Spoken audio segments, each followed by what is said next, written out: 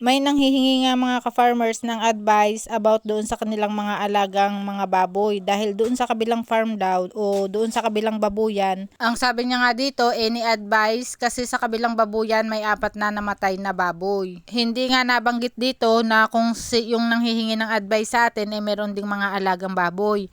Dahil kung meron kang mga alagang baboy, ang kinakailangan mong gawin ay higpitan mo yung biosecurity na manggagaling mismo sa inyo. Ang pwede mong gawin ay huwag ka munang pumunta doon sa babuyan na mayroong namamatay na mga baboy.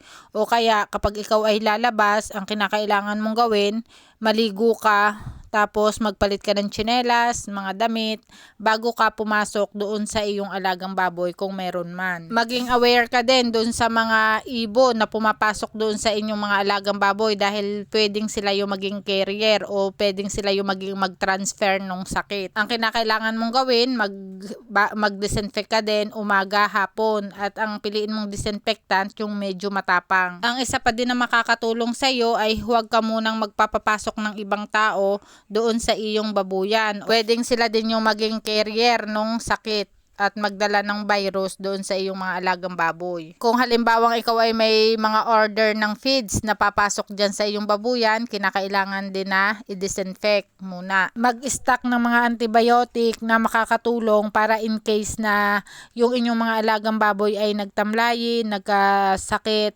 meron agad kayong maiibigay. Hindi agad natin pwedeng sabihin na ESF yung sakit ng mga baboy doon sa kabilang farm dahil yung hog cholera, SIV, kapag nga pumutok yan o yung ASF, pare-pareho na yan ng sintomas. At ang pinakaunang sintomas diyan mga ka-farmers, yan yung nagtatamlayin ang mga baboy at hindi kumakain, tas may lagnat. Halimbawa naman mga ka-farmers na sa inyong mga alaga ay merong ganyan, makakatulong din yung halimbawa na i-separate nyo muna siya o kaya ilalayo doon sa kasamahan. At kapag kayo mga ka-farmers ay nagbigay ng mga antibiotic, kinakailangan na iba yung gamit na gagamitin nyo sa kanya.